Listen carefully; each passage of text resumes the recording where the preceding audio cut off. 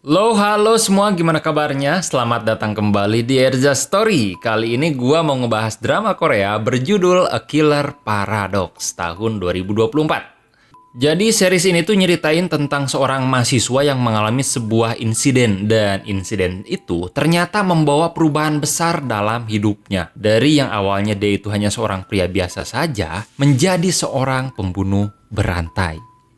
Nah, bagian menariknya, target dia itu adalah seorang penjahat yang tidak tersentuh oleh hukum atau terbebas dari segala macam hukuman. Entah itu karena banyak duit ataupun di bawah umur dan segala macam lah.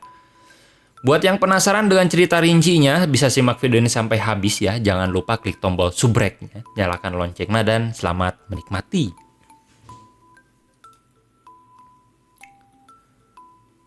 Cerita dimulai dengan memperlihatkan sang tokoh utama bernama Litang, seorang mahasiswa yang terkenal agak pemalas di tengah keluarganya.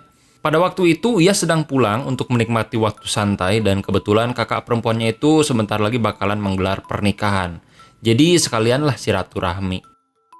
Selepas menikmati liburan di rumah keluarganya, si Litang pun kemudian ngampus kembali. Dan di kampus, dia punya dua teman dekat. Yang satu cewek, yang satu lagi cowok. Sebut saja dia si Asep. Si Litang ini kadang-kadang suka curhat nih, kalau dia merasa kalau kehidupannya itu kayak nggak ada yang spektakuler. Dan di mata si Asep pun juga memang seperti itu. Kenapa? Sebab dia merasa kalau Litang itu punya mimpi. Mimpinya luar biasa, tapi tidak ada sedikit pun kemauan untuk mewujudkan mimpi tersebut. Semisal mimpinya itu kan bisa working holiday gitu, liburan sambil bekerja atau bekerja sambil liburan di sebuah negara yang dinamakan dengan Kanada. Tapi belajar bahasa Inggris pun nggak dilakukan, ataupun hal-hal lain yang diperlukan untuk mewujudkan mimpi itu juga sama, tidak dilakukan. Ujung-ujungnya cuma halus saja. Terlepas dari keadaannya yang seperti itu, walaupun dikenal sebagai mahasiswa yang dikatakan tidak punya integritas, untungnya dia itu masih punya kemauan untuk kerja paruh waktu di sebuah minimarket, jadi kasir, jadi pegawai, buat ngasilin duit tambahan. Jadi nggak sampai terlalu jadi beban orang tua lah, kayak kaum pengen motor terus nendang pintu gitu, nggak sampai seperti itu. Setelah pulang dari kampus, Litang ini pergi kerja jam 4 sore buat gantian shift sama rekan kerjanya yang cewek. Pas hari mulai gelap, datanglah pelanggan bapak-bapak yang lumayan agak rese. Dia bernama Guang Hun.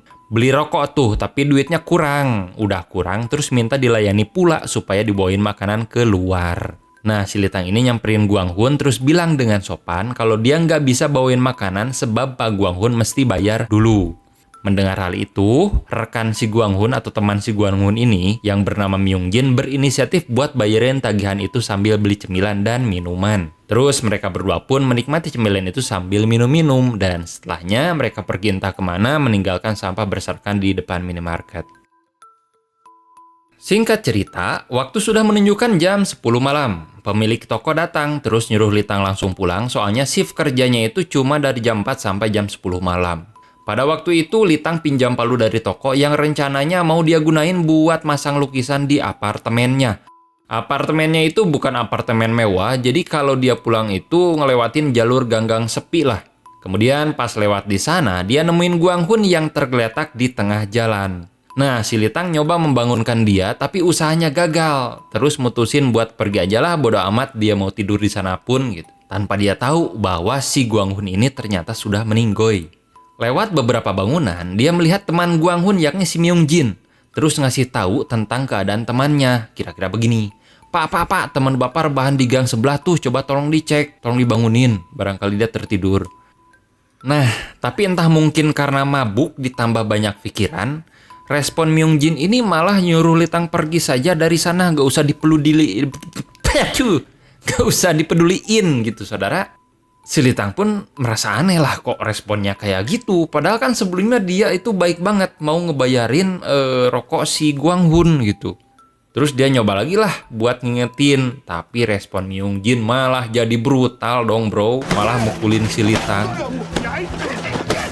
Kemudian di tengah situasi itu, Litang teringat masa sekolah yang mana ternyata ia kerap menjadi bahan bulian. Mungkin karena dendam, mungkin karena pusing, marah. Nah, entah dia dapat bisikan dan keberanian dari siapa. Tiba-tiba saja Litang ngambil palu dari tasnya, terus dipukullah kepala Myungjin ini menggunakan palu tersebut sampai dia tergeletak bercucuran cairan merah hingga meregang nyawa.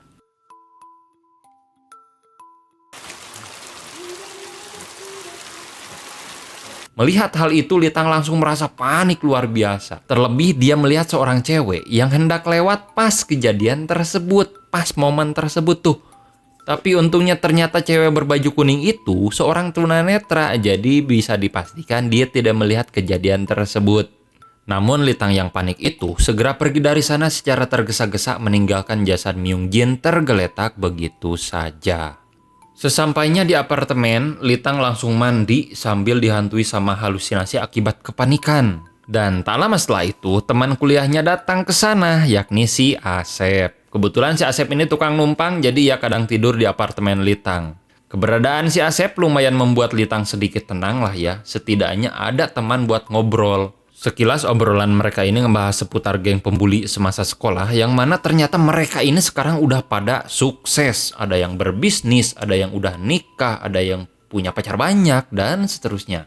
Litang mikir lah kok orang kayak mereka itu udah pada sukses kayak gitu sementara gua masih kayak gini-gini aja malah tertimpa sebuah musibah. Tapi ya balik lagi, itu kan cuma obrolan. Lagian jalan hidup seorang kan beda-beda, termasuk keadaan dia sekarang yang secara tidak sengaja menghabisi orang gak dikenal, mungkin termasuk jalan hidupnya juga. Walaupun dia ngerasa takut ditangkap, tapi masih bisa nyoba buat nenangin diri sambil nginget-nginget jejak perjalanan kehidupannya ke belakang tuh.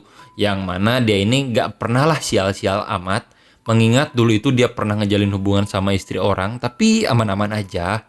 Terus pas zaman sekolah pun dia pernah nyuri tablet si Asep, tapi nggak ketahuan, nggak pernah dicurigai. Dan sekarang pun dia berharap dalam hati kecilnya supaya hokinya itu datang lagi. Jadi dia tidak dijadikan seorang tersangka atau tidak ketahuan lah sama siapapun gitu. Cuman rasa tenangnya itu nggak berlangsung lama, soalnya dia baru sadar kalau palu yang digunain buat mukul si korban tertinggal di TKP. Nah loh. Beralih ke TKP, terlihat para anggota kepolisian sudah berada di sana untuk menangani kasus tersebut. Detektif yang bertanggung jawab atas kasus itu bernama Jungnan Gam. Kita sebut saja dia Gam. Gam memulai penyelidikan dengan memeriksa CCTV, namun sayangnya di lingkungan tersebut tidak ada satupun CCTV yang dapat mereka temukan. Karena kondisi tersebut, Gam hanya bisa memanfaatkan petunjuk dari kantong belanja yang ada di TKP yang kebetulan itu milik si korban. Petunjuk kantong itu mengarahkan Gam ke minimarket tempat Litang bekerja. Sesampainya di sana, Gam langsung meminta rekaman CCTV minimarket tersebut. Kemudian dibawanya lah ke kantor polisi untuk segera diamati. Dari hasil pengamatan tersebut, ternyata memang korban itu sebelumnya mampir di sana. Tidak hanya itu saja, Gam juga melihat kalau salah satu dari bapak-bapak tersebut bersikap rese pada Litang. Dan Gam mikir mungkin saja itu bisa jadi motif pembunuhan. Lalu setelah itu dia balik lagi ke minimarket buat meminta keterangan dari si pemilik toko. Karena si pemilik toko ini punya alibi, jadi otomatis dia tidak mungkin dong secara menjadi seorang tersangka. Maka dari itu perhatian Gam semakin terfokus pada Litang, semakin curiga pada Litang. Kebetulan waktu itu Litang datang lebih awal, jadi Gam langsung bisa bertemu. Kemudian Gam mengajukan beberapa pertanyaan, semisal, kamu ingat gak bapak-bapak kemarin yang datang ke sini, yang rese itu, yang udah gak sopan, minta dilayani, terus nyampah pula. Terus kamu tahu nggak mereka itu ngobrolin tentang apa pas minum-minum di depan minimarket? Nah, Litang pun menjawab, kebetulan pada saat itu mereka kan ngobrolnya agak keras, jadi sedikit terdengar oleh Litang. Kira-kira mereka itu ngobrolin seputar masalah keluarga. Gam yang memang menaruh curiga sama Litang kerap melontarkan candaan-candaan yang bisa dibilang buat menjebak. Barangkali kecurigaannya itu benar. Namun, untung saja sebelum bicara panjang lebar, rekan Gam yang bernama Yongjae keburu datang sambil menyampaikan kalau dia mendapatkan informasi dari saksi, yang mana saksi itu mengatakan kalau dia melihat kedua bapak-bapak rese berkelahi dalam keadaan mabuk. Lalu hasil forensik juga menyebutkan kalau sidik jari, batu bata, dan noda darah mereka mendukung kesaksian tersebut. Di sini Gam mengapresiasi kinerja rekannya karena sudah menemukan saksi pada kasus itu. Namun ia sedikit mengomel karena si rekan menyampaikan informasi rahasia kepolisian di depan warga sipil, yakni Litang. Terlebih Litang itu menjadi seorang yang dicurigai. Nah, terus apakah kasusnya selesai sampai di situ? Ternyata tidak, saudara. Gam lanjut mengkonfirmasi info dari Litang tentang permasalahan kedua korban pada istri si Guanghun. Istri si Guanghun, sebut saja dia Susi. Susi mengakui kalau sedang terjadi permasalahan di dalam internal keluarganya. Permasalahannya itu dimulai ketika sang suami membawa temannya, yakni Myung Jin, ke rumah dia dan memperkenalkannya ke Susi. Dari sana Myung Jin menjadi sering datang ke rumahnya, tentunya di bawah sang suami. Di depan Susi, Myung Jin memperlihatkan sosok yang baik, bahkan sering ngasih duit jajan ke anak si Susi atau ke anak si Guanghun. Kebaikan itu ternyata tidak hanya ke anaknya saja, melainkan ke Susi juga melakukan hal yang sama. Kayak dia ini ngasih kue ulang tahun, padahal suaminya selalu lupa dengan hal tersebut. Intinya memberikan perhatian lebih lah ya. Nah, mulai gak masuk akal, masa ngurusi istri orang kayak ada udang di balik segitiga gitu. Seperti yang bisa kita tebak, akhirnya Susi ini ngejalin hubungan alias selingkuh dengan Myung Jin. Sampai di sini masuk akal ya, kalau memang Myung Jin ini pada akhirnya bertengkar dengan Guanghun, berselisih hebat hingga menyebabkan mereka saling menghabisi. Namun dalam kasus ini Gam masih merasa ada kejanggalan, seperti di batu bata yang katanya digunakan buat saling pukul, tidak terdapat sedikit pun noda darah. Terus mengenai identitas Myung Jin juga agak sedikit kurang jelas, agak meragukan lah begitu. Sepertinya dia bukan Myung Jin, atau orang tersebut namanya bukan Myung Jin, atau nama samaran. Singkat cerita, Gam kembali ke minimarket buat beli permen karet. Tapi itu sebetulnya cuma modus saja. Dia ini intuisinya bagus, karena ngerasa kalau Litang itu ada hubungannya dengan kematian Myung Jin. Sementara itu Litang sadar kalau dia sedang dicurigai, apalagi dengar-dengar dari si Asep, katanya sempat ditanyai seputar Litang oleh pihak kepolisian. Di waktu yang lain, Gam menerima info terbaru terkait hasil pemeriksaan yang menyatakan bahwa identitas Myung Jin adalah palsu, sesuai dengan kecurigaan dia sebelumnya. Jadi ternyata nama asli Myung Jin ini adalah Yo Bu Il. Dan siapakah dia? Dia adalah seseorang yang merupakan tersangka pembunuh berantai yang selama ini tengah dicari oleh pihak kepolisian. Dengan cepat, pemberitaan mengenai terungkapnya identitas Bu Il sampai ke telinga masyarakat, termasuk Litang. Pas dengar informasi itu, Litang langsung mikir, wah ternyata orang yang gak sengaja gue bunuh itu penjahat kejam. Berarti nggak apa-apalah kalau gitu mah. Di sini rasa takut dan rasa bersalah Litang mulai berkurang tuh, karena kondisinya seperti itu. Kemudian beralih sejenak ke detektif Gam. Sedikit informasi nih, dia itu punya seorang bapak yang terbaring koma di rumah sakit. Keadaannya itu sudah berlangsung lama. Jadi dulunya itu bapak si Gam ini merupakan seorang detektif juga. Cuma pas satu waktu, dia mengalami insiden kekerasan oleh rekannya sendiri dan berakhir tidak sadarkan diri sampai sekarang alias koma. Terus untuk si rekan atau pelaku insiden tersebut, dia bernama Song Chon, dipecat dari kepolisian dan setelah itu bukannya mikir nih, si Song Chon ini justru malah jadi seorang kriminal pembunuh berantai. Nah, di samping mengerjakan tugasnya sehari-hari, Gam juga kerap diam-diam menyelidiki kasus bapaknya. Lalu kembali lagi ke Litang yang karena sudah merasa lebih baik nih, ia kemudian mengunjungi emaknya dengan tenang. Sampai di sini emaknya belum tahu mengenai permasalahan yang sedang dihadapi sang anak. Jadi pas ketemu itu fokusnya ya seperti biasa, kayak mama konvensional pada umumnya, ngingetin anaknya supaya belajar dengan giat, supaya lulus dari universitas tepat waktu. Pokoknya belajar aja biar dapat nilai bagus, terus bisa kerja mewujudkan cita-cita. Jangan sampai ngulang kuliah, soalnya biaya kuliah itu kan mahal. Begitu kata emaknya. Si emak juga sedikit menyinggung berita terkait kematian Bu Il yang sebelumnya ia dengar dari siaran TV. Si emak bilang, wajarlah orang jahat seperti Bu Il mati. Si emak semacam mensyukuri kematian penjahat tersebut. Nah, dengar pernyataan itu dari mulut emaknya sendiri, seolah-olah Litang ini merasa punya dukungan gitulah ya. Setelah pulang dari sana, Litang langsung pergi ke tempat kerja dengan tenang dan bekerja seperti biasanya. Sampai pada suatu momen, ia kedatangan pelanggan yang mau beli udud. Nah, pelanggannya kali ini adalah si cewek berbaju kuning bernama Son Yo-ok yang sebelumnya ada di TKP pas Litang ngebunuh Bu Il. Awalnya Litang merasa biasa saja. Namun pas cewek ini bilang kalau dia tidak benar-benar buta, Litang langsung begitu terkejut seketika. Kenapa? Ya kan sudah bisa dipastikan bahwa perempuan ini menjadi saksi atas pembunuhan yang dilakukan oleh si Litang. Bahkan dia sendirilah yang mengamankan Palu dari TKP. Nah, itulah alasannya kenapa Palu tidak ditemukan.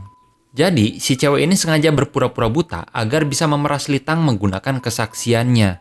Yeok bilang, lu nggak ngasih duit berarti gua bocorin nih informasi. Yeok meminta 2 juta won sebagai uang tutup mulut dan jika tidak memenuhi tuntutan itu di hari esok, maka Yeok mengancam bakal ngebongkar rahasia tersebut di publik. Dari sana Litang langsung tuh berusaha cari duit sebanyak-banyaknya, setidaknya 2 juta dengan berbagai cara. Dari mulai berniat pinjam ke 2 temannya tapi gagal karena sama-sama mungkin kekurangan duit. Terus nyoba cari-cari pekerjaan paruh waktu juga gagal karena gak mungkin bisa ngasilin 2 juta won dalam waktu singkat. Mau jual Joni mungkin gagal laku. Sampai pada akhirnya dia memberanikan diri buat meminta pembayaran gaji di awal ke si bos minimarket. Awalnya si bos menolak permintaan tersebut sebab dulu dia pernah punya pengalaman serupa, terus si pegawai malah kabur. Udah dikasih duit, terus pegawainya kabur dan dia nggak mau ngulangin hal seperti itu lagi. Tapi pas Litang berada di bis, pas mau pulang, tiba-tiba saja bosnya itu transfer gaji sesuai permintaan dari Litang sebelumnya. Ya lumayan lah, baik banget itu si bos. Dengan begitu jumlah total uang yang terkumpul sudah 1.400.000, berarti tinggal sisa 600.000 lagi. Untuk menutupi sisa kekurangan itu, Litang kemudian mengambil uang tabungan perumahan dari bank. Singkat cerita, jumlah uang yang dibutuhkan sudah terkumpul dan Litang langsung pergi ke tempat kerja sambil nunggu Yeok. Selama bekerja, Litang nggak bisa fokus tuh soalnya nunggu si Yeok begitu lama dan tak kunjung datang. Hingga hari pun mulai gelap. Pas waktu kerjanya habis, si bos toko datang dan dia bilang ngeliat cewek aneh duduk di depan toko. Nah, Litang langsung sadar kalau cewek yang dimaksud bosnya adalah Yeok. Terus Litang pun langsung keluar untuk memeriksa. Pas Litang keluar, lirik kanan lirik kiri kok nggak ada siapa-siapa. Apa yang dimaksud si bos itu cuma teteh-teteh ani-ani mungkin? Entahlah. Namun pas mau balik lagi ke dalam, dia melihat bungkusan rokok yang mengingatkan dia sama si Yeok. Terus diambillah bungkusan tersebut dan ternyata benar.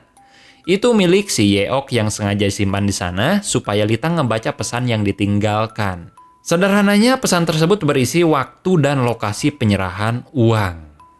Singkat cerita, waktu pun berlalu, malam berganti siang dan Litang sudah berada di lokasi janjian sesuai petunjuk dari Yeok, yang mana lokasi yang dimaksud adalah rumah Yeok sendiri.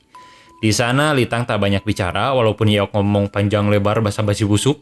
Terus Litang langsung saja mengeluarkan uang yang diminta dan setelah dihitung, Litang meminta agar uang itu ditukar sama palu yang disimpan sama Yeok dan meminta agar Yeok menyimpan rahasia yang dia ketahui. Dikira permasalahan selesai sampai Litang menyerahkan uang 2 juta itu. Tapi ternyata Yeok bilang, lu kira informasi sepenting ini, seberbahaya ini, cuma dihargai 2 juta? Nah, rupanya dia berniat memeras lebih dari apa yang dibayangkan. Yeok mengatakan kalau Litang harus membayar 2 juta itu bukan satu kali, melainkan tiap bulan, jika rahasianya tidak ingin terbongkar. Wah, pas denger itu pikiran Litang benar-benar kalang kabut. Dari mana dia bisa dapat uang sebanyak itu untuk dikasih ke si cewek terkutuk ini? Apalagi tiap bulan, men. Apapun yang dikatakan sama Litang pada waktu itu, sama sekali tidak membuat niat Yeok itu berubah. Gak misalkan turun nego jadi 1 juta atau jadi gope, enggak. Dia tetap minta 2 juta. Bahkan lebih parah lagi, si kampret cewek ini malah terus-terusan memprovokasi dengan berbagai macam narasi yang bisa dikatakan menakutkan. Semisal, gimana jadinya tuh kalau kakak lu yang sebentar lagi mau nikah dengar adiknya jadi tersangka pembunuhan? Terus kalau misalkan lu dipenjara 15 tahun nih, dan pas keluar sebagai mantan napi, siapa yang bakalan mempekerjakan lu? Mendengar semua ucapan itu, ternyata tidak membuat Litang ini menjadi takut. Justru sebaliknya membuat emosi Litang itu campur aduk hingga dia mengambil keputusan untuk menghabisi Yeok saat itu juga menggunakan palu yang ia pegang.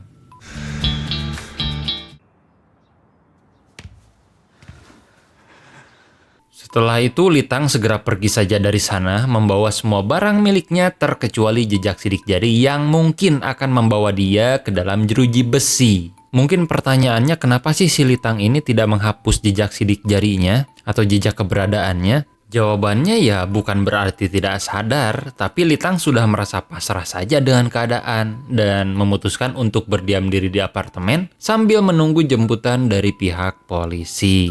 Sementara itu, si tukang susu langganan Yeok merasa aneh sebab susu yang dia antarkan setiap paginya numpuk begitu saja di depan pintu. Tidak ada yang mengambil sehingga hal itu membuat dia penasaran dan memutuskan untuk mengintip dari balik tembok. Alangkah terkejutnya dia ketika melihat pelanggannya itu sudah tergeletak di balkon dengan dipenuhi darah di sekujur tubuhnya. Lalu dia pun menghubungi polisi dan dilakukanlah penyelidikan oleh GAM CS. Ketika penyelidikan berlangsung secara menyeluruh, sebagian polisi merasa terganggu dengan gonggongan anjing milik si Yeok. Sementara yang lainnya berusaha memahami tuh penyebab anjing tersebut menggonggong itu gara-gara apa. Dan ternyata anjing itu berusaha memberitahu para polisi kalau ada mayat yang terkubur di halaman rumah Yeok. Lah, mayat siapa lagi itu saudara-saudara? Singkat cerita, 4 hari telah berlalu. Litang selama itu tidak makan dan hanya memikirkan pembunuhan kedua yang telah ia lakukan. Namun di sini dia merasa aneh, sebab dengan banyaknya sidik jari yang ia tinggalkan di TKP, harusnya sudah ada polisi yang datang untuk menangkap dia. Lah, ini sudah 4 hari kok belum juga ada tanda-tanda penangkapan. Lalu kenapa bisa seperti itu? Kita kembali lagi ke kepolisian. Menurut hasil pemeriksaan forensik, tidak ditemukan jejak DNA siapapun kecuali DNA Yeok sendiri. Dan berdasarkan barang-barang atau lokasi yang mungkin menjadi tempat menempelnya jejak sidik jari, seperti lantai, meja, gelas, dan gagang pintu, tidak ditemukan jejak sidik jari siapapun, terkecuali air liur anjing. Usut punya usut, ternyata anjing milik Yeok itu menjilati seluruh benda dan tempat tersebut yang menyebabkan sidik jari milik Litang itu terhapus secara alami. Jadi alasan kenapa Litang belum juga ditangkap ya karena para polisi tidak mengetahui, tidak memiliki petunjuk apapun terutama petunjuk yang mengarah ke si Litang. Karena merasa sudah frustasi, Litang sempat-sempatnya berencana untuk bundir. Tapi dia ragu, ditambah ada si Asep yang datang ke sana. Si Asep ini niatnya baik sih, mau nyari Litang sebab sudah beberapa hari nggak ada kabar, nggak kuliah juga. Tapi sesampainya di sana, Litang malah memberikan respon yang kurang baik. Ya mungkin karena memang dia sekarang dalam kondisi stres. Tapi apapun alasannya, tetap saja respon tersebut membuat mereka berdua bertengkar hingga pada akhirnya si Asep memilih pergi saja dari sana. Beralih dulu ke para detektif yang sedang melakukan briefing tentang tindak lanjut kasus Yeok. Mereka harus mengumumkan perkembangan kasus tersebut dengan segala resiko persepsi publik sebab 2 jasad yang ditemukan di halaman rumah Yeok adalah orang tuanya. Dan berdasarkan hasil penyelidikan, ternyata tersangka pembunuhan orang tua Yeok adalah si Yeok itu sendiri. Selepas konferensi pers, rekan GAM yang bernama Chung Jin disuruh untuk mengantarkan anjing milik Yeok ke lokasi penampungan. Sialnya dalam perjalanan itu, Chung Jin diikuti oleh 2 berandal pemabuk bernama Kang Jae-jun dan Lee Jin Song. Lalu pas sampai di gang sepi, berandal ini diam-diam menusuk Chung Jin dari belakang. Adegan pun beralih ke Litang yang kebetulan baru keluar dari tempat karaoke sambil sempoyongan. Pas dia buka HP, muncullah berita tentang Yeok yang dijelaskan kalau dia adalah tersangka pembunuh orang tuanya. Dan untuk yang kedua kalinya, Litang ternyata telah menghabisi seorang penjahat. Yang mana hal itu membuat dia kembali merasa sedikit lebih tenang. Dalam perjalanan pulang, Litang yang dalam kondisi mabuk berpapasan dengan 2 berandal yang sudah melukai Chung Jin. Pada dasarnya tidak ada alasan sih bagi kedua belah pihak untuk saling melakukan kontak. Namun si berandal ini hendak meminjam korek pada Litang. Nah, entah kenapa pas Litang ketemu mereka, tiba-tiba saja permukaan kulit bagian lehernya itu mengalami semacam merinding begitu. Dan reaksi tersebut sama kayak pas dia ketemu dua orang yang sebelumnya dia habisi, yakni Buil dan Yeok. Diduga lah respon tersebut merupakan bentuk insting ketika berhadapan dengan orang jahat. Simpelnya nih, dia ini bisa mendeteksi orang jahat hanya dengan kontak fisik sederhana, seperti bergesekan atau bersenggolan. Setelah itu, tidak ada lanjutan dari aksi pertemuan mereka, akan tetapi adegan langsung berganti ke siang, dan dua berandal tersebut sudah tergeletak tak bernyawa. Sementara itu, Litang tiba-tiba saja terbangun di apartemennya dengan kondisi seperti habis berkelahi, dan di sampingnya terdapat batu bata yang berlumuran darah. Ternyata yang menghabisi dua berandal semalam adalah si Litang. Selain batu bata, di sana juga ada secari kertas yang di dalamnya terdapat sebuah pesan bertuliskan, "Jika butuh bantuan, hubungi channel Telegram Only for Heroes." Jadi tadi malam itu ada orang lain di TKP yang menyaksikan perkelahian Litang dengan si dua berandal. Dalam ingatannya yang samar, orang misterius tersebut membantu Litang bahkan sampai mengantarkan dia ke apartemennya. Nah, hal itu membuat dia kembali bingung sebenarnya orang misterius itu siapa, kenapa, dan apakah dia ini berniat memeras lagi kayak sebelumnya, kayak si Yeok. Terlepas dari kebingungan Litang, kerjaan si Gam nambah lagi tuh. Tapi balik dulu ke kasus Yeok. Dalam penyelidikan kasus Yeok, Gam menemukan sebuah postingan atas nama keluarga dari Yeok yang mengajak orang-orang untuk tidak mendoakan sebab menurutnya Yeok itu memang pantas mati seperti itu. Saat ditemui, orang yang memposting konten tersebut ternyata memang benar kalau dia adalah saudara dari Yeok. Kita sebut saja dia Susi. Susi menjelaskan alasan dia menulis postingan tersebut karena dia sama sekali tidak rela jika ada orang yang mendoakan Yeok. Lah, kok sebegitunya? Jadi Yeok itu memang pada dasarnya sedari kecil adalah pribadi yang problematik. Pas di umur SD saja, Yeok sudah berani menyiramkan air mendidih pada muka Susi sampai dia terluka parah. Lalu pas Yeok masuk ke SMA, terjadilah sebuah tragedi yang menyebabkan sebelah matanya itu luka dan buta. Tragedi tersebut disebabkan oleh tingkah pelonco dia bersama teman-temannya yang ketika mengkonsumsi barang haram di sebuah gedung, yang mana dalam kondisi telernya itu Yeok berusaha menyalakan sebuah rokok tanpa sadar, membuat botol gas yang berada di sekitarnya meledak.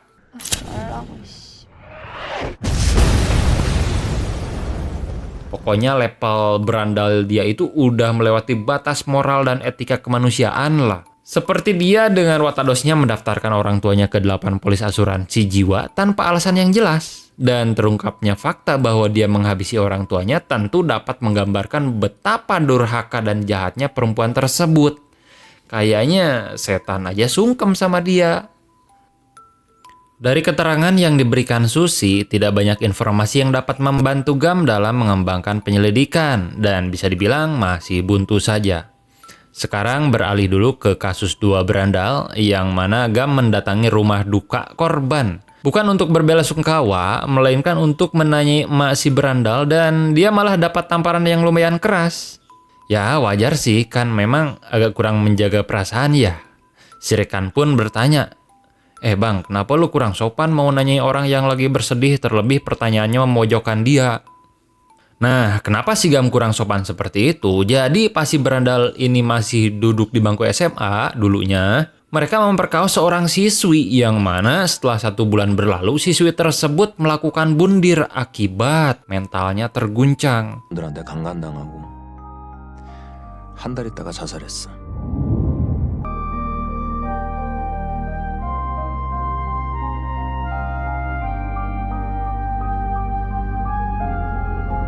Gilanya lagi, si emak berandal itu datang ke rumah duka orang tua siswi tersebut dan membuat keributan dengan menyampaikan narasi-narasi seolah anaknya itu tidak mungkin melakukan pemerkosaan.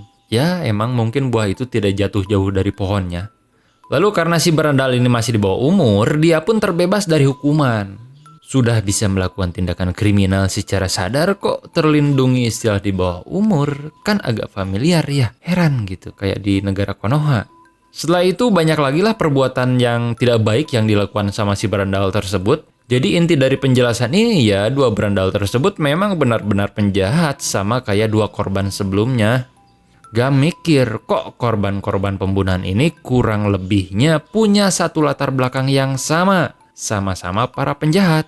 Gam pun mencoba menyimpulkan bahwa orang yang telah menghabisi mereka semua, tuh dari awalnya si Buil sampai dengan yang terakhir si berandal, adalah orang yang sama.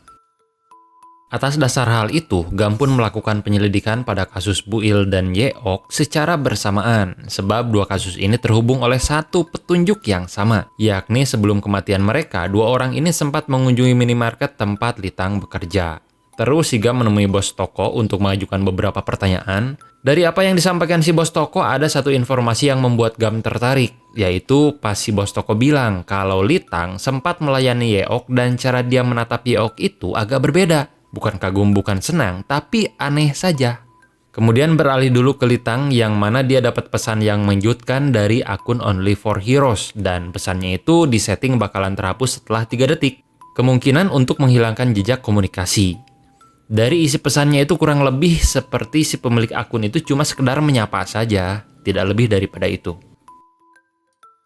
Tak lama setelah itu, Litang dapat surat resmi dari kepolisian yang mana itu adalah surat pemanggilan atas dakwaan penipuan yang diajukan oleh si bos minimarket. Setelah berpikir panjang, Litang menghubungi pihak kepolisian dan bilang kalau dia mau datang ke sana pada hari itu juga, lalu membuat janji temu jam 9 malam. Nah, niatan Litang sih sebetulnya bukan memenuhi panggilan tersebut, melainkan mau menyerahkan diri sebagai tersangka kasus pembunuhan. Karena selama ini dia merasa hidupnya itu tidak tenang, selalu gelisah setiap harinya, apalagi setelah dia melakukan pembunuhan untuk yang ketiga kalinya. Nah, daripada hidupnya kayak gitu, dia memutuskan untuk menyerahkan diri sajalah. Semua barang bukti kayak palu, batu bata, dan puntung rokok pun dia bawa juga biar pengakuannya bisa langsung diterima sama pihak kepolisian. Sekarang beralih dulu ke detektif Yong Jae yang mengunjungi orang yang menurutnya paling mungkin memiliki motif untuk menghabisi si berandal. Dia adalah orang tua siswi yang bundir bernama Kang Sang-muk. Tak disangka, Sang-muk mengaku kalau dia adalah tersangka yang menghabisi si berandal. Karena pengakuan itu, akhirnya dia dibawa ke kantor untuk dilakukan tindakan lebih lanjut. Dalam interogasi lebih lanjut itu, Sang-muk memberikan penjelasan lebih rinci lagi mengenai pengakuannya. Lalu, kebetulan Gam baru saja tiba di sana, dan sekilas dia juga menyaksikan interogasi yang dilakukan oleh Yong Jae. Cuma pada saat itu, Gam merasa ada yang janggal terkait pernyataan-pernyataan yang disampaikan oleh Sang-muk. Dia curiga kalau Sang-muk itu bukanlah pelakunya. Setelah itu, Gam melihat hasil cetakan laporan yang didapat dari Yong Jae. Setelah dibaca lebih teliti lagi, ternyata firasatnya benar-benar janggal. Karena hal itu pula, dia nyelonong masuk ke ruangan interogasi untuk membuktikan firasatnya dengan memberikan ballpoint serta kertas kosong pada Sang-muk. Lalu pas Sang-muk mau nulis pakai tangan kiri, tiba-tiba ketua tim datang dan menyeret Gam agar keluar dari sana. Si ketua pun mempertanyakan kenapa Gam masuk ke sana lagi. Kan jelas Sang-muk sudah mengakui. Nah, si Gam merasa kalau pernyataan Sang-muk itu sama sekali tidak cocok dengan petunjuk yang ditemukan. Misal nih, hasil forensik menunjukkan kalau si berandal itu dipukul oleh batu bata menggunakan tangan kanan. Sementara Sang-muk itu ternyata kidal. Dan ditambah mereka juga tidak punya bukti langsung selain pengakuan. Menurut Gam, pernyataan Sang-muk saja tidak cukup. Bisa saja dia itu penghasut, atau kaki tangan, atau saksi, dan atau apalagi lah. Dan harus dicari tahu lebih lanjut lagi, soalnya jika polisi salah, terus pelaku sebenarnya tertangkap, maka mereka sendiri yang bakal ribet, yang bakal repot. Kemudian ketua tim pun bilang, hanya kumaha maneh lah. Simpelnya, silahkan kerjakan sendiri dan tanggung semua konsekuensinya. Setelah itu, Sang-muk pun dibebaskan dan disuruh pulang saja. Hanya saja Yong Jae pada waktu itu ternyata sudah kepalang memberikan keterangan pada media bahwa Sang-muk adalah seorang tersangka. Sehingga kebebasan Sang-muk mungkin berbahaya bagi dirinya. Tak butuh waktu lama, ternyata kekhawatiran Gam langsung terbukti setelah Sang-muk tiba-tiba saja ditabrak oleh emak si berandal. Untungnya Sang-muk tidak mengalami luka serius, hanya harus dirawat saja di rumah sakit. Beralih dulu ke Litang, sebelum pergi ke kantor polisi, dia mampir terlebih dahulu ke ATM untuk menyimpan sebagian uangnya. Pas keluar dari ATM, secara tak terduga dia malah kena jambret. Pelaku jambret itu berhenti di sebuah jembatan untuk mengambil uang yang ada di tas dan sisanya tuh kayak barang-barang seperti palu, batu bata, puntung udut dilempar saja ke sungai. Sehingga tanpa disengaja, semua barang bukti pembunuhan itu lenyap tak tersisa. Sementara itu, Litang yang mendapatkan sedikit luka di lengannya dibawa ke rumah sakit untuk diobati. Nah, rumah sakit yang dia datangi itu ternyata sama dengan rumah sakit tempat Sang Muk dirawat. Dan pada waktu itu, Gam juga tengah berada di sana. Si Gam ini bukan bertujuan menjenguk, tapi berniat mengorek informasi tentang pembunuh si berandal yang sebenarnya. Namun Sang Muk sudah enggan berbagi informasi sebab ia menganggap kalau orang yang dimaksud adalah pahlawan yang sudah mewakilinya membalaskan dendam pada si berandal. Bosan terus-menerus berada di dalam ruangan, Sang Muk coba jalan-jalan keluar cari angin.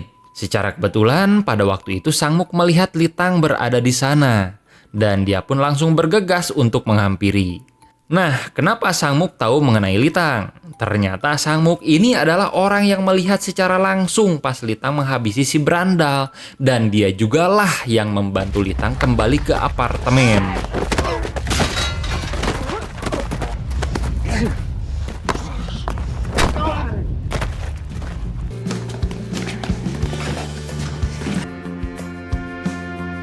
Di sana Litang pun jadi bingung dan melontarkan beberapa pertanyaan. Namun Sang Muk menyuruh Litang untuk segera pergi saja dari sana. Sebab banyak polisi termasuk detektif yang sedang menyelidiki kasus si berandal.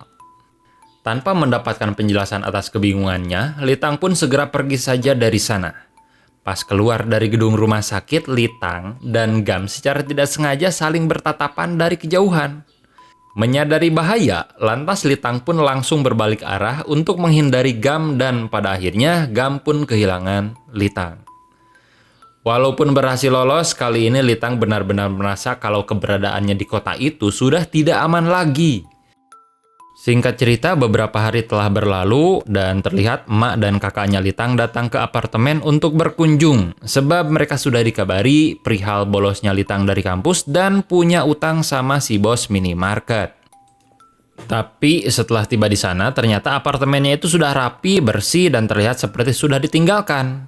Mereka juga menemukan sepucuk surat yang berisi pesan kalau Litang sudah pergi dari sana dan berharap kalau emak, bapak, dan kakaknya itu tidak usah khawatir karena dia baik-baik saja. Setelah itu Litang juga minta tolong agar kakaknya mau membayar utang Litang ke si bos minimarket. Terus mereka pun menemui si bos untuk membayar utang si Litang sekalian mencari informasi tentang keberadaan adiknya. Namun sayang, si bos juga tidak tahu menahu perihal keberadaan Litang. Beralih ke kepolisian yang karena kasus pembunuhan terus-menerus terjadi dan lagi-lagi sulit untuk dipecahkan karena tidak adanya bukti, mereka membuat tim investigasi khusus yang dipimpin oleh detektif perempuan bernama Lee Yu-jung. Dari awal mereka bekerja sampai 4 bulan pun berlalu, tim ini tidak menghasilkan apapun, tidak mendapatkan apapun, dan cukup berkesimpulan bahwa itu adalah pembunuhan acak, bukan pembunuhan berantai. Kepergian tim tersebut membuat kasus ini kembali ditangani oleh Gam CS. Dia kemudian menemui seorang pemuda otaku berbadan gempal yang bisa dipanggil Rohbin. Diketahui kalau Rohbin ini orangnya cerdas, terutama dalam bidang IT. Cuma sampai di sini kita dan juga rekan si Gam ini nggak tahu alasan menemui Rohbin itu, bahkan sampai membawanya ke kantor polisi. Usut punya usut, ternyata Gam berusaha meminta izin dari ketua tim dan pimpinan kepolisian untuk melakukan penyelidikan tidak resmi dengan melibatkan Rohbin. Lalu kenapa harus Rohbin, tidak Samsul atau Jamal? Sebab Rohbin ini dulunya pernah terlibat aksi kriminal dengan melindungi seorang pembunuh yang mana orang tersebut adalah mantan polisi yang menyebabkan bapak si Gam ini mengalami kritis seperti yang sebelumnya disebutkan. Nah, dia merasa kalau saat ini juga Rohbin ini melakukan hal yang sama alias berkomplot dengan pelaku sehingga Gam akan fokus melakukan pengawasan pada Rohbin dengan harapan dapat menemukan tersangka yang sedang dia cari. Tidak perlu waktu lama, pengawasan pada Rohbin membuahkan hasil dan membuktikan kalau ternyata kecurigaan Gam itu benar adanya. Rohbin memang sudah berkomplot dengan Litang yang mana Rohbin ini adalah pendiri Only for Heroes. Jadi si Robin ini punya trauma masa lalu di mana kedua orang tuanya dibunuh oleh perampok. Nah, kejadian tersebut membuat Robin ingin menciptakan sosok pahlawan. Seiring tumbuhnya keinginan tersebut, dia melihat sosok Litang yang berulang kali menghabisi para penjahat. Sehingga hal itu membuat dia mengidolakan dan menganggap Litang adalah sosok pahlawan. Dari sini kita akan dibawa flashback ke 4 bulan yang lalu. Di awal, Litang memutuskan untuk menghilang. Setelah meninggalkan sepucuk surat untuk keluarganya, Litang kemudian pergi dan terluntang-lantung tuh tanpa tujuan. Pergi ke sana kemari, tidur di emperan, dan beberapa hari kemudian, Robin menemui Litang di dalam kereta sambil mengakui kalau dirinya adalah pendiri Only for Heroes yang sebelumnya menghubungi Litang. Nah, itulah awal mula pertemuan mereka. Robin mengajak Litang bekerja sama untuk menghukum para penjahat seperti kisah-kisah pahlawan dalam film. Robin mengatakan kalau dia sudah melakukan riset dan penyelidikan terkait tragedi yang melibatkan Litang. Dan dia menemukan sebuah fakta bahwa semua barang bukti di TKP pembunuhan yang dilakukan oleh Litang ternyata hilang tanpa jejak, baik disengaja ataukah tidak. Sehingga ia pun berasumsi kalau hal itu merupakan kehendak Tuhan agar Litang terus melakukannya. Dan bagi Robin sendiri, hal itu adalah keadilan. Saking yakinnya pada konsep keadilan tersebut, Robin bersedia memberikan dan memenuhi keinginan Litang. Bahkan ia juga bersedia memberikan semua aset yang dia miliki senilai 50 juta won jika Litang mau bergabung dan lanjut membersihkan para sampah masyarakat tersebut. Nah, mendapatkan tawaran tersebut, Litang tidak langsung menerima karena memang dia ya merasa ragu saja. Sebelum tidur, Robin bilang kalau Litang bisa membuka ruangan di balik etalase dan boleh mengambil apapun dari sana. Karena penasaran dengan barang apa yang ada di dalam sana, Litang pun nyoba-nyobalah buat masuk ke sana dan alangkah terkejutnya dia ketika melihat isi ruangan tersebut ada berbagai macam barang dari mulai gepokan uang, kumpulan berkas orang-orang, hingga berbagai macam senjata yang bisa dipilih, diambil, dan digunakan untuk apapun. Dari semua barang yang luar biasa yang ada di sana, Litang cuma membawa stun gun dan jaket bertuliskan Heroes saja. Namun hal itu menegaskan bahwa Litang menerima tawaran Robin dan akan terus membersihkan para sampah masyarakat. Dengan jaket baru serta kemampuan dia mendeteksi sampah, Litang bepergian ke sana kemari untuk mencari target. Sampai suatu malam, ia berpapasan dan bersenggolan dengan seorang pria. Di sini insting Litang mengatakan kalau pria tersebut adalah seorang penjahat. Tanpa banyak pikir, Litang langsung menghampiri pria itu dan berpura-pura menjadi supir pengganti. Soalnya kebetulan si pria ini juga dalam kondisi mabuk. Dikendarailah mobil itu sampai suatu ketika si pria ini tersadar kalau rute perjalanan mereka berbeda dengan apa yang dia instruksikan. Karena kepalang si pria itu sudah sadar, maka dengan tanpa ragu Litang langsung membuat si pria ini tidak sadarkan diri dan membawanya ke pinggiran sebuah danau. Sebelum lanjut ke langkah selanjutnya, Litang terlebih dahulu mengajukan beberapa pertanyaan seperti kejahatan apa saja yang sudah dilakukan. Hal ini diperlukan untuk memastikan ketepatan dari instingnya. Apakah betul dia ini pelaku kejahatan ataukah bukan? Namun sayang, pria ini malah berpura-pura seperti orang baik karena mungkin ingin dibebaskan. Lalu dengan bantuan Robin, ia meretas HP pria ini dan menemukan banyak sekali video ketika pria tersebut melecehkan para perempuan. Dengan diketahuinya fakta tersebut, tanpa basa-basi Litang langsung menghabisinya saat itu juga. Dari mulai hari itulah, Robin dan Litang saling bekerja sama melakukan pembersihan, di mana jalur komunikasi mereka memanfaatkan profesi Litang sebagai kurir pengantar makanan. Kembali ke cerita utama, seperti biasa setiap harinya Litang mengantarkan makanan pada Robin. Setelah turun dari gedung apartemen, seorang detektif menemuinya untuk mengajukan beberapa pertanyaan. Sementara Gam dan Yongjae memantau dari dalam mobil. Setelah selesai, si rekan pun kembali ke mobil dan menyampaikan kalau dia tidak menemukan hal-hal yang mencurigakan. Dia cuma bilang kalau Litang ini mengatakan tidak mengenal dan tidak pernah bertatap muka dengan Robin. Nah, justru ternyata bagi Gam pernyataan tersebut membuat dia yakin kalau Litang dan Robin adalah komplotan. Dengan segera menyuruh Yongjae untuk mengejar Litang sementara dirinya akan menemui Robin. Pengejaran yang dilakukan oleh Yongjae mengalami sedikit masalah ketika ada beberapa kurir yang memiliki setelan yang sama dengan Litang. Namun pada akhirnya Yongjae berhasil menangkapnya.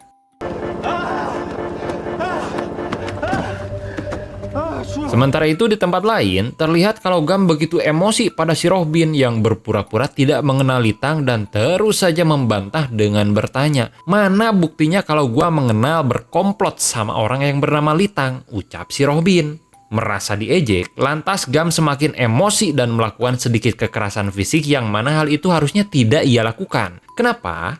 Pas Yongjae membawa si kurir, ternyata dia bukanlah si Litang. Lalu pimpinan kepolisian menghubungi sambil marah-marah karena ada video kekerasan Gam terhadap Rohbin yang tersebar di internet. Setelah diperiksa, ternyata Rohbin memasang kamera yang tersembunyi yang terkoneksi dengan saluran live streaming. Ini artinya seluruh kelakuan Gam barusan, kekerasan fisik maupun verbal terhadap Rohbin, sedang disaksikan oleh masyarakat. Dari situ si Rohbin melanjutkan streamingnya menggunakan kamera lain sambil tersenyum dan si Gam sendiri semakin emosi dibuatnya. Ternyata Rohbin dan Litang sudah merencanakan semuanya dengan tujuan mengacaukan kepolisian dan menjauhkan Gam dari mereka. Apakah berhasil? Ya, akhirnya Gam diskors sehingga hal itu membuat Litang menjadi bebas untuk berburu para sampah masyarakat lagi tanpa khawatir dikejar oleh si Gam. Sayangnya kebebasan Litang ini tak berlangsung lama sih, sebab kali ini ada orang lain yang mengejar dia dan mungkin lebih berbahaya daripada si Gam. Siapakah dia? Dia adalah Song Chon, mantan polisi yang menjadi pembunuh berantai yang mana dia adalah mantan rekan Robin terdahulu. Sadar kalau mereka ini sedang dikejar oleh Song Chon, maka dengan cepat mereka berpindah tempat tinggal ke kota Busan. Rohbin membuatkan identitas baru untuk Litang dengan nama Lee Gyeong-su. Banyaknya kasus kematian para penjahat secara tiba-tiba di Busan, seperti pengedar narkoboy, rentenir jahat, dan yang lainnya, membuat Yongjae dan Gam kembali curiga. Jangan-jangan itu memang dilakukan oleh si Litang. Ya, walaupun si Gam ini masih belum bisa menyelidiki kasus, walau begitu Yongjae dan Gam melakukan penyelidikan diam-diam. Awalnya mereka menemui keluarga Litang. Modusnya sih mereka hendak berpura-pura mau membantu menemukan Litang. Namun si kakak Litang ini lumayan pintar menghadapi modus mereka. Hingga pada akhirnya Gam terpaksa jujur dan mengatakan semua dugaan mereka. Yakni kalau Litang ini diduga melakukan tindakan kriminal. Keluarganya tidak langsung percaya sebab apa yang dikatakan Gam itu berbanding terbalik dengan karakter Litang. Yang mereka tahu Litang itu anak baik, pemalu, pendiam. Bahkan dalam suratnya, Litang masih sempatnya memohon ke keluarganya agar membayarkan dulu hutang ke si bos minimarket. Jadi mana mungkin melakukan tindakan kriminal apalagi sampai menjadi seorang pembunuh berantai. Walaupun pendapat keluarga Litang ini bertentangan, mereka tetap menyetujui permohonan kerjasama yang diajukan pihak kepolisian.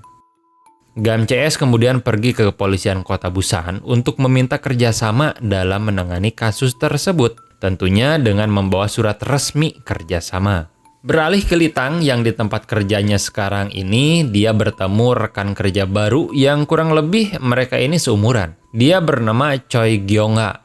Mereka tidak memiliki hubungan apapun, ya sebatas rekan kerja saja. Itu pun awalnya Gyeong-ha sendiri yang pertama kali menyapa, sebab dia merasa punya rekan kerja yang karakternya mirip, pendiam, tertutup dengan masa lalu, dan lurus saja bekerja tanpa embel-embel bergosip atau suka menjatuhkan rekan kerja lainnya. Diketahui Gyeong-ha ini pindah ke Busan untuk melupakan tragedi masa lalu kelam di mana ia pernah semacam bercocok tanam sama pacarnya, namun sang pacar ini diam-diam merekam aktivitas mereka dan video tersebut tersebar di internet dan hal itu membuat kondisi mental dia terganggu lalu menutup diri dari pria lain yang berusaha mendekatinya. Pada suatu hari ibunya berkunjung untuk melihat keadaan anaknya itu. Malam harinya mereka makan malam bersama di restoran dan secara tidak disengaja Gyeong-ha ini bertemu dengan teman sekolah SD yang bernama Han Sang-min. Kita panggil saja Sang-min. Pertemuan mereka diawali dengan kesalahpahaman karena pas dia makan, Sang-min terus saja menatap ke arah Gyeong-ha. Dan Gyeong-ha pun yang merasa risih langsung melabraknya karena merasa kalau pria tersebut mungkin satu dari sekian banyak orang yang sudah menonton videonya. Tapi ternyata dugaannya salah. Kenapa Sang Min terus menatap? Karena dia merasa kenal kalau Gyeongga itu teman masa lalunya atau teman masa kecilnya lah. Sebagai permintaan maaf, akhirnya Gyeongga makan bareng di lain waktu sambil ya semacam silaturahmi lah antar teman SD. Dari momen itu, mereka menjadi berteman baik sekali, terutama Sang Min yang cukup memberikan perhatian lebih pada Gyeongga. Padahal si Sang Min ini sudah punya tunangan di Seoul. Jadi bisa dibilang kelakuan Sang Min ini tidak sebaik perkataannya. Namun sampai di sini Gyeongga tidak menyadari hal tersebut. Sampai suatu waktu Sang Min melancarkan modus terbarunya dengan meminta tolong pada Gyeongga kalau dia tidak bisa ke Seoul akibat dia ini menjadi korban pemerasan yang membuatnya tidak bisa kembali ke sana. Kemudian dia juga mengatakan tidak bisa meminta bantuan orang tuanya, bahkan sang pacar juga mengakhiri hubungan mereka. Sang Min curhat itu dengan begitu meyakinkan hingga membuat Gyeongga percaya dan bersimpati membiarkan Sang Min menginap di kosannya. Tak taunya itu ternyata cuma modus saja. Bahkan dia juga banyak beralasan ke tunangannya kalau dia banyak pekerjaan di Busan. Padahal sesampainya di Busan, ia malah mendekati Gyeongga. Dengan polosnya, Gyeongga juga terpedaya hingga menjalin hubungan yang seperti biasa berakhir di ranjang, dan itulah yang selama ini diincar oleh Sang Min. Malam pun semakin larut dan Gyeongga sedikit penasaran dengan HP Sang Min, lalu pas dicek, alangkah terkejutnya dia ketika tahu kalau Sang Min ini masih berhubungan dengan tunangannya alias tidak pernah putus. Lalu dia meminta penjelasan dan kejujuran dari Sang Min. Diketahuilah kalau ternyata Sang Min ini memang teman SD-nya, akan tetapi dia juga adalah satu dari sekian banyak orang yang sudah melihat video Gyeongga, dan karena video itulah Sang Min ngebet ngincar Gyeongga. Karena tidak terima dengan hal itu, Gyeongga marah besar dan terjadi perselisihan di antara mereka hingga pada akhirnya Sang Min menghabisi Gyeongga pada saat itu juga. Untuk menghilangkan jejak, si Sang Min ini membakar apartemen tersebut agar terlihat seperti sebuah kecelakaan kebakaran. Pemberitaan kejadian itu begitu cepat menyebar di internet hingga menarik banyak perhatian dari mulai kepolisian, masyarakat, hingga warga sekitar bahkan lingkungan tempat Litang bekerja. Walaupun diberitakan sebagai kebakaran akibat lupa mematikan kompor, namun banyak isu yang menyatakan kalau Gyeongga ini adalah korban dari pembunuhan, sebab banyak tetangga kamarnya yang mendengar suara pertengkaran hebat sesaat sebelum kebakaran terjadi. Di saat yang bersamaan, tiba-tiba saja di supermarket tersebut sudah ada Songchon. Dan sialnya lagi ada pihak kepolisian juga, termasuk GAM. Lalu dengan cepat Litang segera kabur dari sana.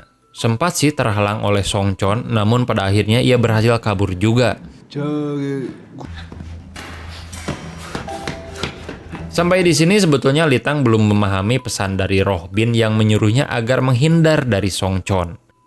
Kegagalan pengejaran itu dan ditambahnya lagi kasus kematian Gyeongga membuat para detektif membagi tugas. Ada yang bertugas menghubungi Sang Min, ada juga yang melacak keberadaan Litang. Beralih ke Sang Min yang terkejut ketika melihat seorang gak dikenal berada di depan apartemennya. Tak lain dia adalah Songchon. Songchon berpura-pura sebagai anggota kepolisian dengan menunjukkan kartu identitas anggota. Lantas Sang Min pun mempersilahkan dia untuk masuk. Nah, setelah itu, Songchon mulai bertanya seputar Gyeongga. Intinya dia bertanya, lu ngabisin Gyeongga apa kagak? Seperti yang bisa kita tebak, mana ada kriminal yang mau ngaku gitu kan? Apalagi di hadapan polisi. Karena tidak puas dengan jawaban itu, Songchon pun mulai menyiksa dia sampai Sang Min memohon ampun. Songchon bilang, ya kalau lu mau selamat, tulis pengakuan sejujur-jujurnya di kertas. Berharap diampuni, lantas Sang Min pun menuruti perintah Songchon. Walaupun pada akhirnya tetap dihabisi juga.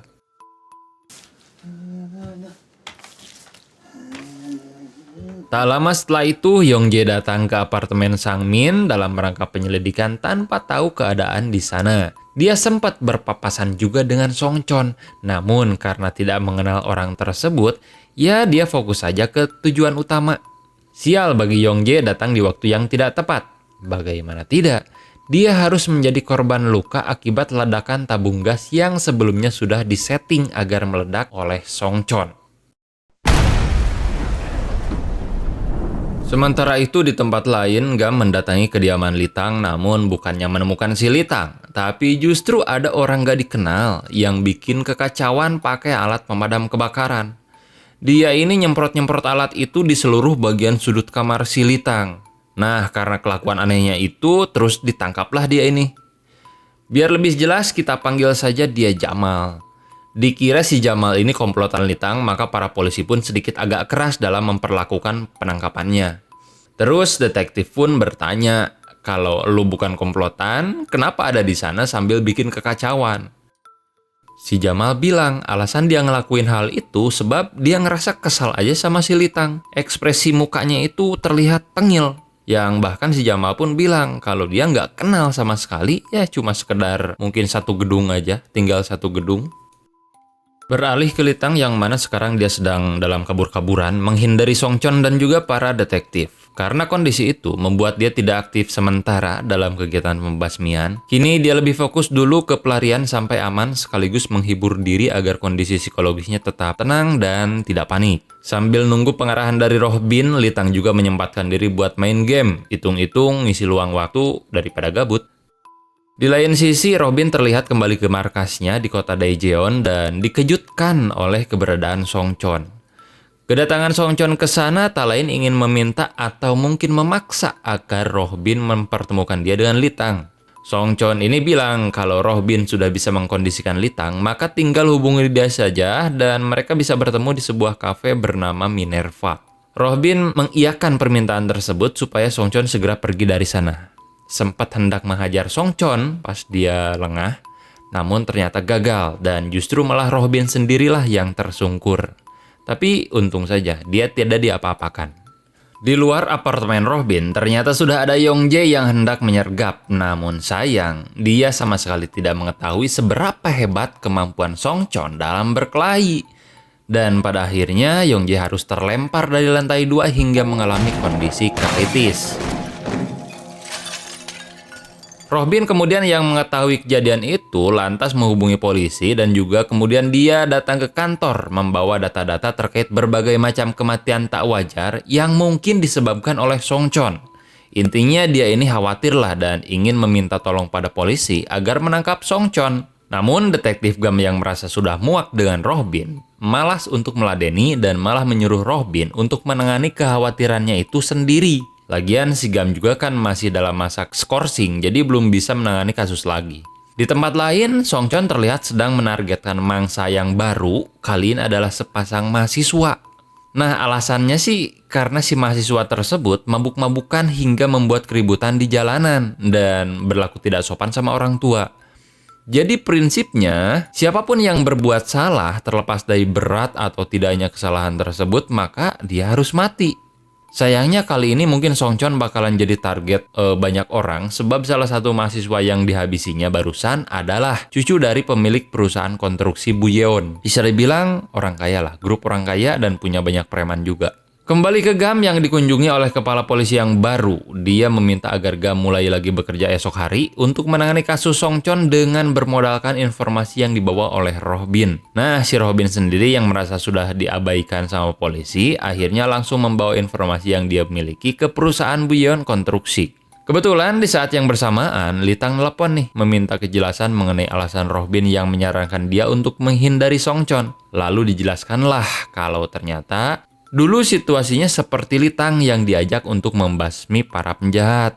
Jadi awalnya sama kayak Litang beraksi melakukan pembasmian, namun seiring berjalannya waktu, aksi si Songchon ini malah jadi tidak terkendali. Seperti menyiksa korban, kemudian tak segan melibatkan orang yang tidak bersalah, pokoknya brutal lah hingga akhirnya mereka pun berhenti bekerja sama. Jadi Robin ini khawatir kalau Songchon bakalan menyiksa atau mungkin menghabisi Litang. Nah, Litang yang sekarang kan bukan Litang yang dulu. Sekarang dia sudah jadi pemberani dan malah meminta agar dipertemukan dengan Songchon daripada harus kabur-kaburan seperti itu. Mendengar hal itu, Robin langsung membuat sebuah rencana yang mana dia bakal melibatkan grup dari Buyeon atau preman-preman dari Buyeon. Jadi kurang lebih Litang ini dijadikan umpan, kemudian setelah Litang masuk dan bertemu dengan Songchon, preman dari Buyeon akan masuk lalu menghabisi Songchon. Kira-kira skenarionya seperti itu. Singkat cerita, Litang sudah bertatap muka tuh sama Songchon, terus nanya keperluan dia itu apa sih nyari-nyari gitu. Jadi ternyata Songchon ini pengen tahu standar target dari Litang itu para pelaku kejahatan macam apa. Punya karakteristik tertentu kah atau bagaimana? Dan juga dia penasaran mengenai isu tentang kemampuan Litang yang bisa mendeteksi kejahatan seseorang. Pas dijawab sama si Litang, kalau misalkan dia ketemu sama penjahat itu cuma merasa merinding, si Songchon pun bilang, itu mah hal yang biasa saja. Sementara itu, Rohbin dan kawan-kawan terlihat menyerbu dari luar, namun karena Rohbin terlalu banyak bicara dan sok ngatur, lantas dia pun dibungkam dan diikat agar tidak berisik lagi. Kembali lagi ke Songchon yang menghasut Litang agar tidak mempercayai Rohbin dan mengajaknya untuk bekerja sama saja. Litang terdiam dan tidak memberikan sedikit pun jawaban, tapi pas Songchon lengah, Litang berusaha menikamnya dari belakang walaupun pada akhirnya gagal dan justru malah Litang sendiri yang akan dihabisi oleh Songchon. 언제 죽을지 모르니까.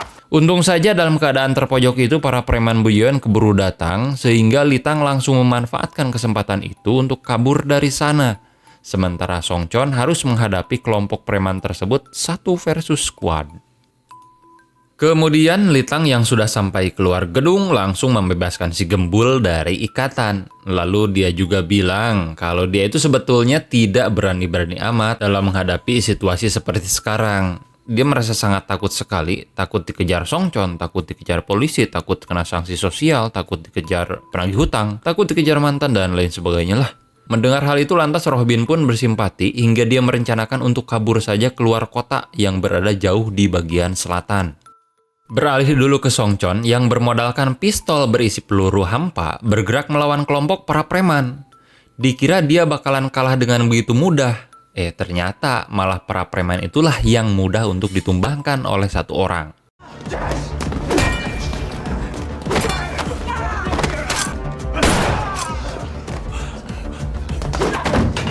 Ya, memang nggak masuk akal. Tak lama kepolisian pun datang ke sana setelah menerima laporan dari pedagang yang mendengar suara tembakan. Namun ya mereka cuma menemukan jasad para preman. Esok harinya pun si Gam CS mengamati rekaman CCTV yang mengarah ke TKP. Dengan kru lainnya, dia pun mencari keberadaan target mereka dari mulai Litang, Rohbin, Songchon, dan preman Buyeon. Pokoknya siapa aja yang pertama ketemu, ya dia bakalan jadi target utama. Salah satu polwan menemukan keberadaan Songchon sehingga mereka bergegas ke lokasi yang dimaksud. Di sana Pak Detektif bertanya ke sana kemari namun tidak mendapatkan keterangan apa-apa. Sedangkan Songchon enak saja mengamati kedua polisi tersebut dari lokasi yang aman dan jauh. Ya maklum, dulunya kan dia juga seorang detektif, jadi tahulah metode para detektif untuk mencari target. Jadi dengan mudahnya dia bisa menghindari mereka semua. Selepas mengamati CCTV, lantas Gam mencoba untuk memprediksi tujuan dari Songchon berikutnya. Karena Songchon itu susah-susah menghindari CCTV, tapi jejak-jejaknya menunjukkan kalau dia tidak pergi ke tempat yang jauh, Gam merasa kalau Songchon itu sedang mengejar CEO Buyeon yang berada di kota tersebut. Dia bernama Hyung Jong-guk. Dengan sigap, walaupun tanpa surat perintah, tanpa surat tugas, ia langsung mengajak rekannya segera maju ke villa milik Jong-guk. Di sisi lain, benar saja, Songchon sudah menyekap Jong-guk. Jadi kenapa dia ditargetkan? Apa karena sebelumnya sudah mengincar Songchon? Ternyata bukan, melainkan karena memang sikap arogansi Jong-guk dalam berbisnis yang kerap kontroversial dan merugikan banyak masyarakat. Sebelum sempat dihabisi, ternyata para polisi keburu datang termasuk Gam. Namun kedatangan para polisi tersebut tidak dapat mengubah apapun dan pada akhirnya Songchon ini menghabisi Jong-guk dengan begitu sadis. Lalu setelah itu barulah para polisi ini menangkap Songchon. Sementara itu ketika Gam keluar dari villa, kepala kepolisian memberikan sedikit saran supaya Gam ini bersikap sebagaimana mestinya di depan pers nanti. Sebab kasus ini bakalan menjadi perhatian masyarakat yang narasinya mungkin seperti seorang polisi menangkap tersangka pelaku kekerasan terhadap orang tuanya. Beralih ke Songchon yang hendak dibawa ke kantor kepolisian yang mana pada waktu itu dia dikawal oleh 4 orang, termasuk sang sopir. Di tengah perjalanan, Songchon menggunakan penyakit diabetesnya untuk menarik simpati para polisi.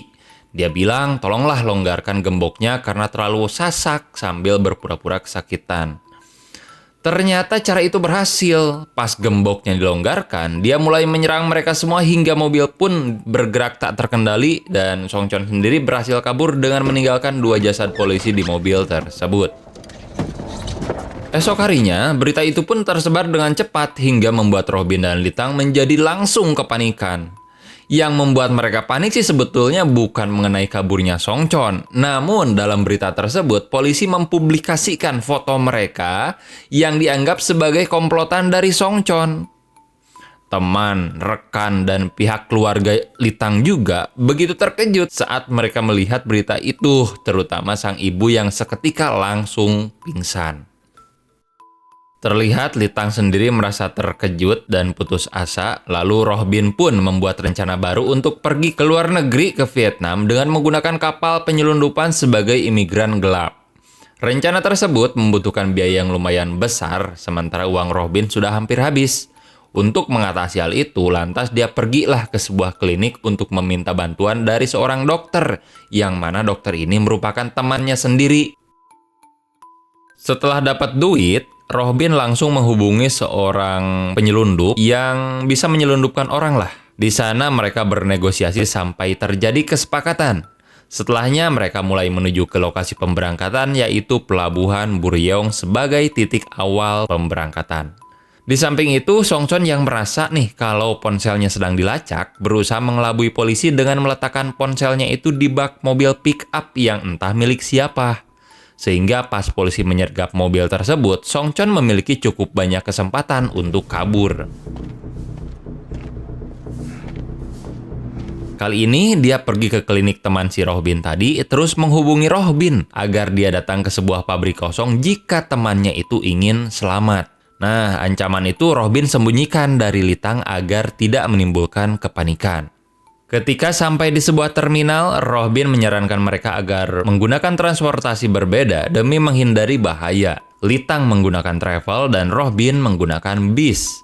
Singkat cerita, Litang sampai terlebih dahulu di Pelabuhan Buryong dan tak lama kemudian salah satu anggota penyelundup datang memberikan paspor dan identitas Litang yang baru atas nama Zhang Yuzi. Di tempat lain, alih-alih mengikuti rencana, Robin ternyata punya niat hanya mengutamakan keselamatan Litang saja. Karena ternyata dia tidak akan ikut kabur, melainkan akan bernegosiasi dengan Gam untuk menangkap Songchon sembari mengalihkan perhatian polisi agar Litang bisa menyelundup dengan lancar. Semua itu dia lakukan semata-mata bentuk pertanggungjawaban dia karena sedari awal keadaan Litang itu menjadi seperti sekarang memang disebabkan oleh dirinya. Di kediaman Gam terlihat Robin menawarkan bantuan untuk menangkap Songchon. Jika setuju, maka dia akan memberitahukan lokasi keberadaannya. Awalnya Gam menolak tawaran itu sebab dia sudah merasa sangat kesal sekali karena selalu saja dipermainkan oleh Robin. Namun tak berselang lama, Gam mendapatkan informasi kalau bapaknya dikabarkan meninggal akibat ulah dari Songchon. Oleh karena itu, akhirnya Gam menerima tawaran Robin. Lalu setelah dia melihat almarhum bapaknya, segeralah ia pergi ke alamat Songchon sesuai dengan petunjuk yang diberikan oleh Robin.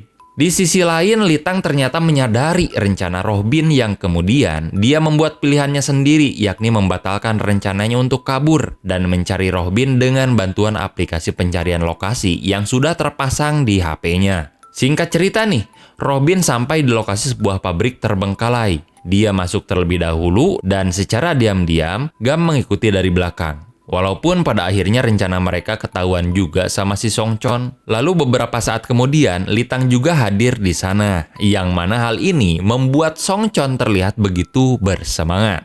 Tidak lama setelah itu terjadilah baku tembak. Karena Litang hanya memiliki pisau, jadi dia dan Robin memaksa Songchon untuk bertarung jarak dekat.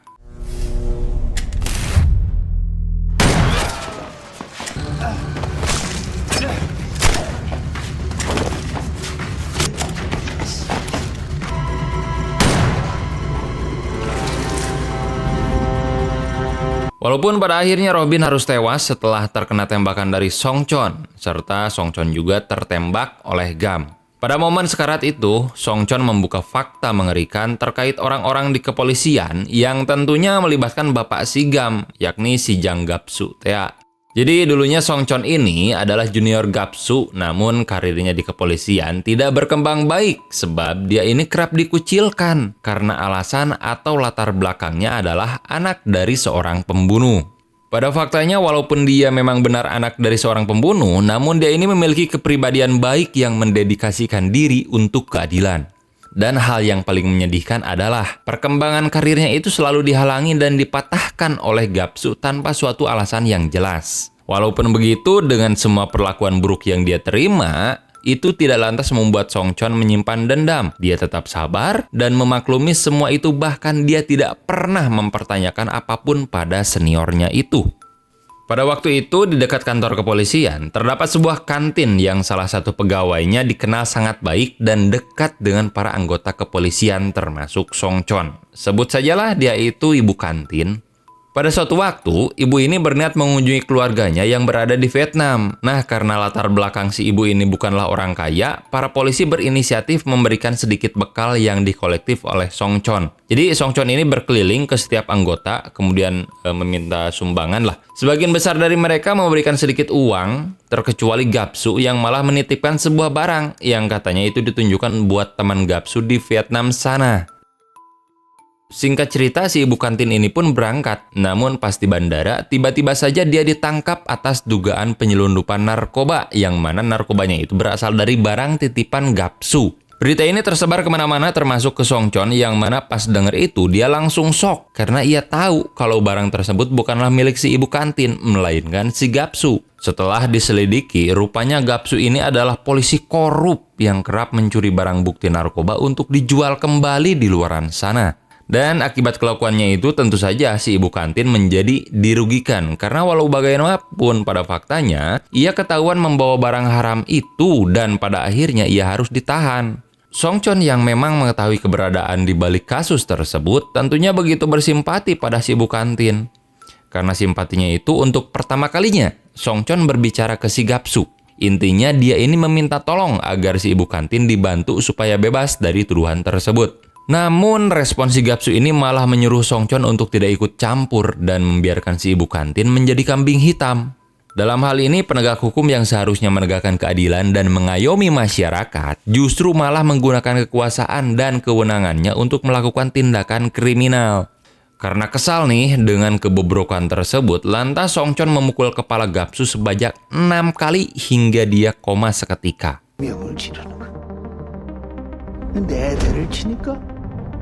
Dan akibat kejadian itu, Song Chon pun berakhir dipecat dari kepolisian. Nah, itulah awal mula Song Chon mengalami perubahan karakter hingga tumbuhlah prinsip keadilannya sendiri, yakni yang berbuat salah harus mati. Dan pada akhirnya terbentuklah sosok pembunuh berantai. Terbukanya semua fakta itu tidak lantas membuat Song Chon dibenarkan atas tingkah lakunya, karena memang pada dasarnya dia bertingkah laku atas dasar kemauan, keinginan, dan hasrat dirinya sendiri. Dan pada akhirnya Gam pun harus menembak Song Chon karena dalam keadaan terdesak itu dia sempat-sempatnya ingin menghabisi Litang.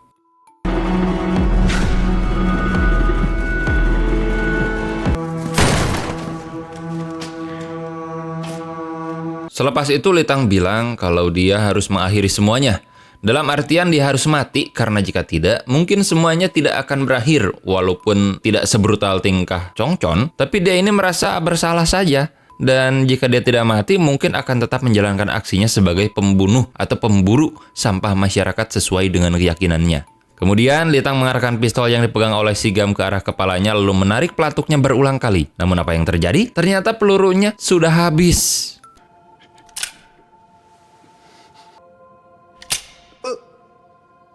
Gam yang sudah tidak peduli lagi dengan apapun berpesan ke si Litang, terserah lu mau menyerahkan diri ataupun kabur, lakukan saja sendiri. Yang jelas suatu saat nanti lu bakalan tertangkap walaupun bukan oleh dia, ucap Gam sambil bergegas pergi dari sana.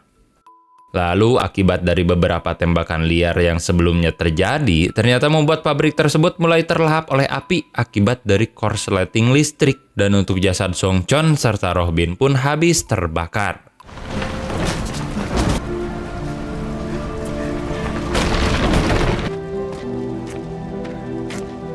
Selepas kejadian itu, laporan kasus pun dibuat dengan kesimpulan kalau pihak kepolisian melalui detektif Gam berhasil menyelesaikan kasus pembunuhan berantai yang selama ini terjadi. Song Chon dan Roh Bin berakhir menjadi tersangka utama dalam kasus ini karena semua jejak dan bukti secara menyeluruh mengarah pada mereka. Sementara itu, Litang diputuskan tidak bersalah karena kurangnya bukti. Walaupun pada dasarnya keberadaan Litang di TKP tentu bisa menjadi bukti, namun sepertinya Gam memutuskan untuk menutupi hal itu.